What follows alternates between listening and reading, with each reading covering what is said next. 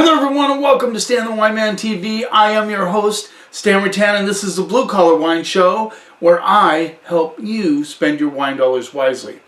I just discovered this, I don't know for sure how new they are, High Heaven Vintners out of Washington State. Now I'm jumping the gun here a little bit. March is the official Washington Wine Month. We're not quite there yet, but we're getting close. I just am very excited to review these wines because it's new to me and it's always exciting to find something new. And they are all priced at around $13. Great price point, by the way. So let's get started right off the bat. The winemakers for these this winery, owned by Palm Bay International. Palm Bay International is kind of like Constellation and some of those bigger companies that they own different wineries. The winemaker is Becca, I believe it's Becca Decline and David Forsyth.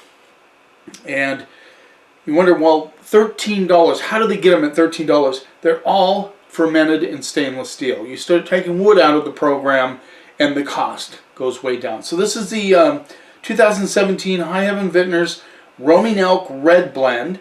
These are all from McNary Vineyards, which is part of the Horse Heaven Hills appellation, huge appellation in Washington State. And this is in a cooler area of the Horse Heaven Hills, so that gives them longer ripening time, which is always a good thing. Handcrafted, yeah, grown and bottled. 13.7 alcohol. There's your label, High Heavens Red Blend. And I believe this is Merlot and Syrah. Syrah and Merlot. It said Syrah and Merlot, so it's prominent grape would be Syrah with a little Merlot blended in there. Okay. First of all, let's check out the color. Still have to get the big... So this is, give you a little bit of an idea of the color, really kind of a reddish purple, leaning toward the red, a dark red. Let's just go there. There you go. Hopefully you can see that. Let's see what we get on the nose. Licorice right off the bat, a little bit of cherries, licorice. There's a plum element I'm getting in there. Also, a touch of strawberry and raspberry. Let's see what we get on the palate. Like the nose. The nose is pretty good. Pops in your nose. Good aromatics. That's what I'm trying to say. Sorry, my tongue got tied. Yeah, nice aromatics on this. Let's see what we get on the palate.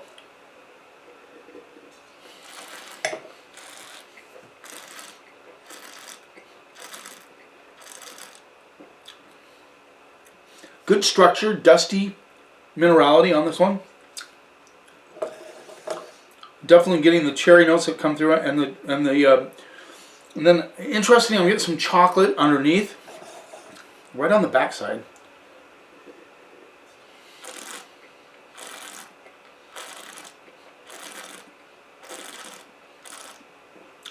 I get the licorice right on the mid palate. Definitely a solid core of tannins. But they're smart, they're smooth and approachable, but they have a little edginess to them, a little bit of attitude on the tannins. Nice, the plum, strawberry notes come through as well on this. Sorry guys, got just a touch of wine on my glasses. Didn't make that any better.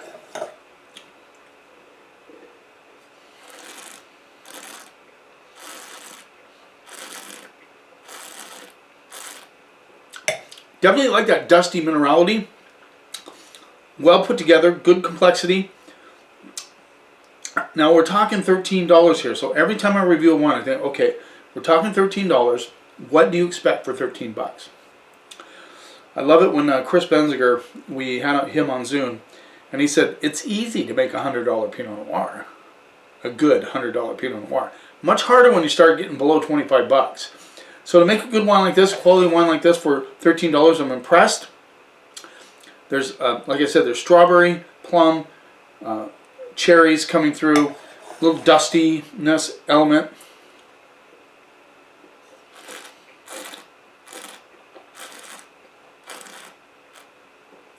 There's nicely integrated acidity as well. This is above average red blend, I'm going to go B- on this. It's definitely a solid red blend.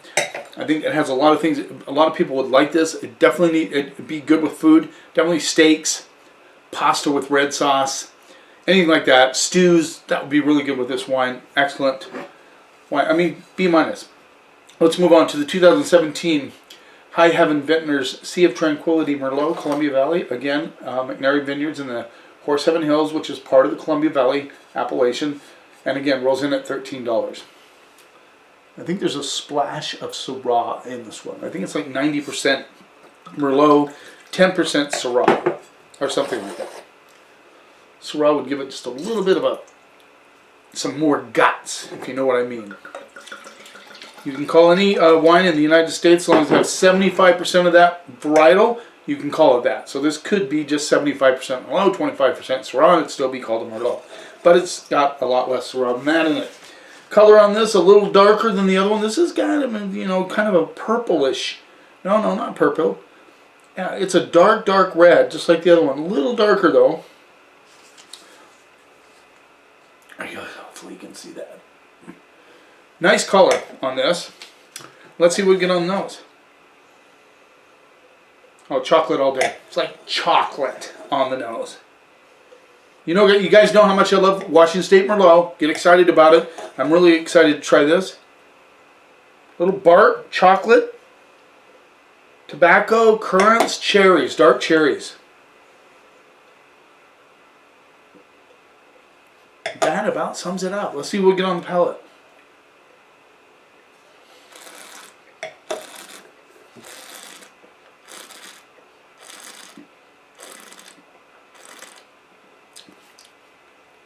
This is like somebody threw a bunch of cherries in a blender, a little bit of bark, a little bit of tobacco. There you go. A lot of cherry notes on this. A little bit of currant thrown in there as well. Smooth but rich. This has some depth to it. That chocolate notes come through as well underneath towards the finish.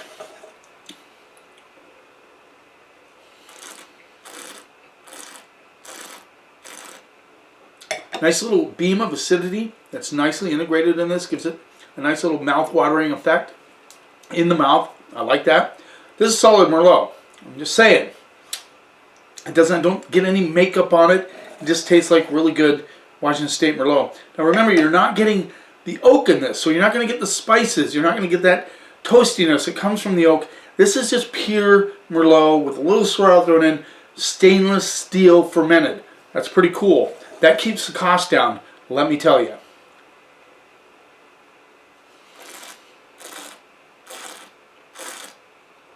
So just pure fruit. I love it. I love it. Like I said, bark, tobacco, currants, dark cherries for sure. Front to finish, good integration of all those elements. Solid wine. Forget those Merlot haters. I know there's not as many of them out there anymore. They're still around, which kind of blows my mind. And if it's from Sideways, I'm sorry guys, but that's just silly. They weren't trying to make a statement about Merlot in that movie. Solid wine. The finish keeps lingering, which I really like.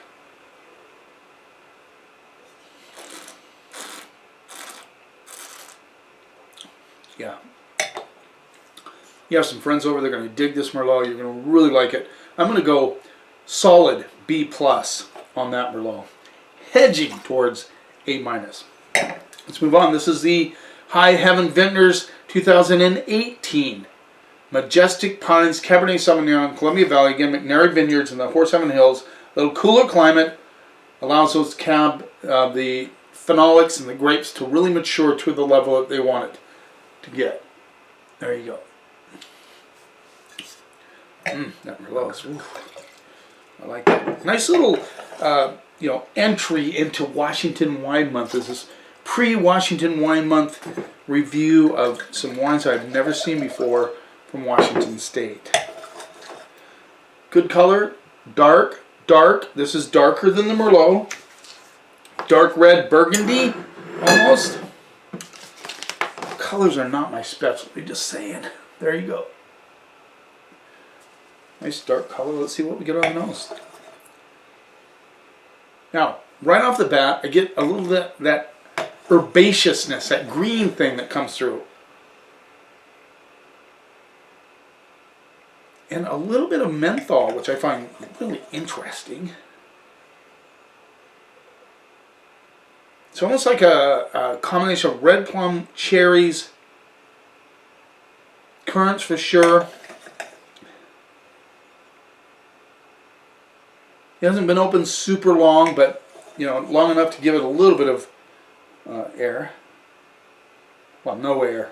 Excuse me, guys. When you open it up, you're not going to get any aeration. So you'd have to decant them. But once again, I'll say it over and over, but and maybe you guys are tired of hearing about it. In fact, you know what I'm going to say. So I'm not going to say it. Maybe in the comments you can tell me why I don't decant these. If you've been watching my program, you will know why I don't decant for these reviews. Can you give me the answer in the comments?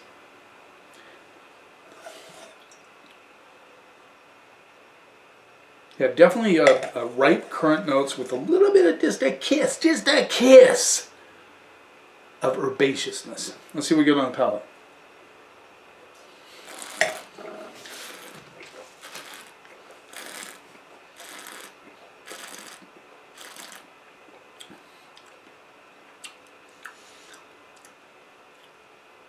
Yeah, solid cab, solid cab. I like that kind of twiggy, slight greenness. Not huge, not huge. Almost reminds me of like a black tea leaf or a, what came to my mind earlier? Yeah, like kind of like a black tea leaf, with a little blackberry stem thrown in there. But it's not prominent. It just gives it character with the currants, with the dark cherries, smooth tannins.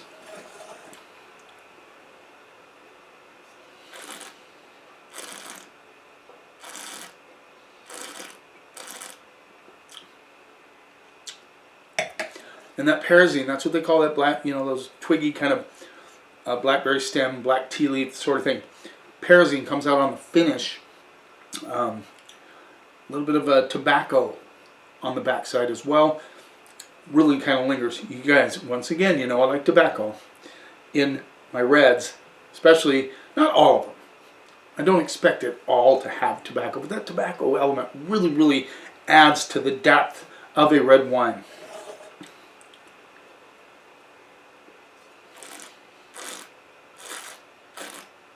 And I love that little parazine kind of blackberry stem, blackberry leaf thing on the mid palate. But this is nicely integrated, well made, no oak again. This is stainless steel, so you're getting the pure cab. Now if you're all into that toasty, oaky, spicy thing, you probably won't like these. But I think they're well made wines. The cost is right, 13 bucks. I'm going to go B plus on that as well. Not hedging towards A minus, just a straight up B plus. Solid wines for $13. High Heaven Vintners. Excited about these wines. Thanks for taking a little time out of your day. I really appreciate it. Getting more and more subscribers. I post videos on Mondays and Thursdays. So look for those. Hit the bell so you see when they're coming. You keep watching. And I'll keep helping you spend your wine dollars wisely.